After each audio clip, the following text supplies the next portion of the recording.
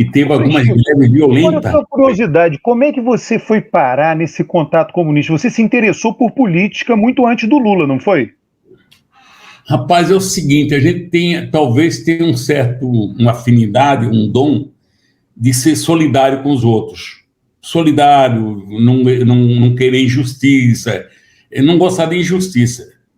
E nesse período, a gente conhecia na Vila Carioca alguns comunistas, ativistas, alguns senhores que trabalhavam em metalúrgicas, e a gente lia alguns material deles que dizia aquelas palavras de ordem, nos defendia como operários, nossos direitos. E a gente passava a se interessar. Nesse período, para conhecer, aí depois veio o golpe 64, cara. E aí veio o golpe 64, foi uma tragédia que eu conto assim. O que me entristece, eu cheguei a um período que eu tinha ódio da igreja, cara.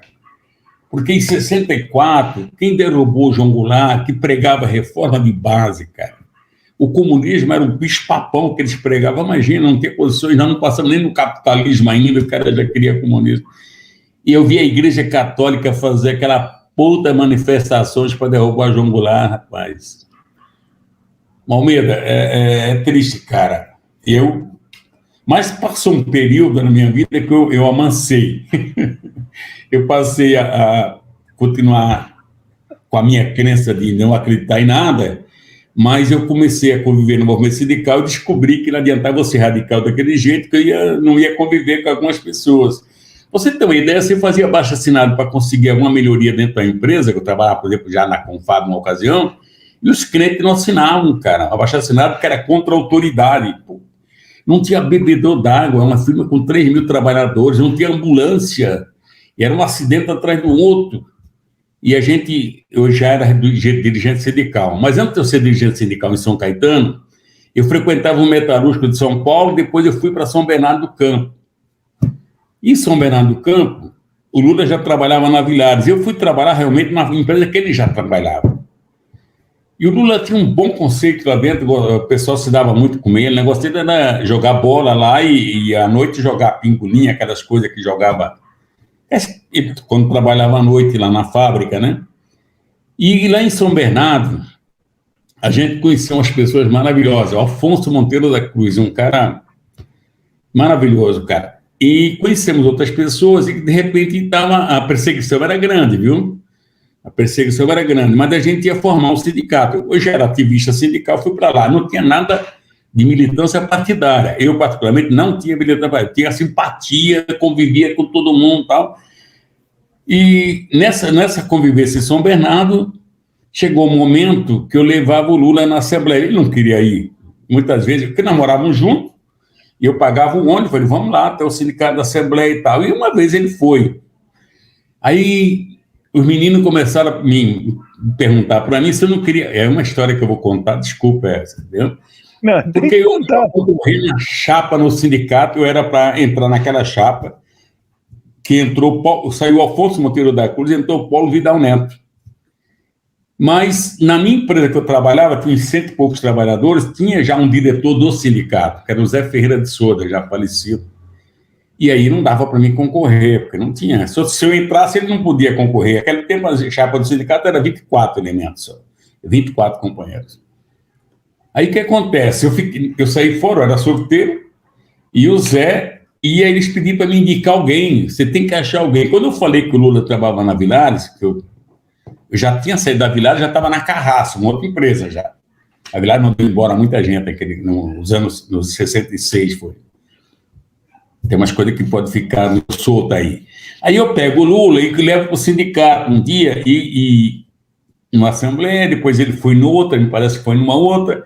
Aí eu comecei, o pessoal indica o Lula, vamos pegar o Lula se convencer ele e tal, porque a da Villares era uma empresa grande, né?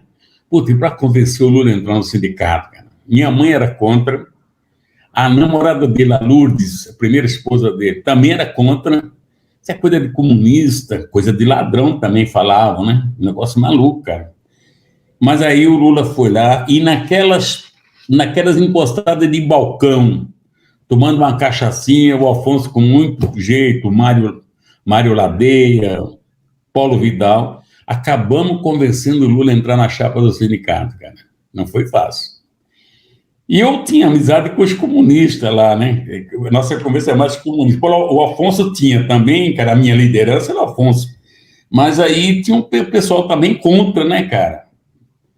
E aí foi uma loucura. O Lula acabou entrando na chapa no sindicato, eu fui embora, mandado embora daí de São Bernardo, fui para São Caetano do Sul, fui ser diretor do sindicato de São Caetano do Sul, e o Lula acabou entrando numa chapa em São Bernardo. E o Lula, não vou falar bem do meu irmão, porque é sacanagem falar bem dele, só bem dele. Também não vejo defeito nele. Mas ele tinha uma coisa assim, tudo que ele pegava para fazer, ele tocava para frente e ia fazer. Então, quando ele entrou para o sindicato, ele começou a se dedicar, conhecer de fato o que era, que funcionava. Então, e nesse período, uma tragédia na vida dele que marcou muito. O Lula teve algumas passagens na vida assim que marcou demais. Essa da morte da Lourdes. Estou te ouvindo aqui perfeitamente. Agora. Entrou um negócio aqui no meio, não sei que gota que foi, não. Nesse negócio aí, que o Lula perdeu aí ele veio a casar, ele já era diretor do sindicato, suplente da diretoria, né? Era suplente. Aí ele suplente, não era da executiva, não. Mas aí o Paulo Vidal Neto, antes disso, ele casou, nesse período ele casou, em 71, 72, por aí, e aí ele teve uma tragédia que marcou muito. Não só ele, toda a família, mas ele mais ainda. Que foi a Lourdes estava grávida e ela estava sofrendo de um problema hepatite, acho que era, e o médico não fazia exame direito e mandava ela andar, fazer exercício. Imagina, ela estava branca, muito branca. E minha mãe um dia foi lá à noite, não sei com quem que ela foi lá, uma quinta-feira até, chegou lá, não, vai para o hospital. E foi para o hospital e lá ela já estava para nascer a criança. Aí ligaram lá em casa depois, lá em casa não, ligaram para algum lugar, porque ninguém tinha telefone nessa época. E o telefone ficou o telefone de alguém, e aí chamando o Lula para ir lá, e ele foi para lá, todo animado, né? Não sabia o que era, tinha a roupinha da criança para levar, tudo. E chegou lá, ela estava morta, ela e a criança, numa mesa de necrotério, né? Isso foi um baque que você não tem tamanho, imagina como é que você... E aí eu e minha mãe fomos morar com ele. Eu pagava aluguel, aí ele vem morar com nós e tal. A casa era um pouquinho grande lá e fomos morar com ele. Mas aí ele já estava no sindicato, se dedicou bastante, aí conheceu a Marisa, foi cuidar da Previdência e tal, e passou a se dedicar muito à vida sindical. No Sindicato de São Bernardo, ele passou a ser uma liderança do grupo. Ele era jovem de tudo, ele tinha 20 e poucos anos, 23, 24 anos. E aí ele liderava lá um grupo.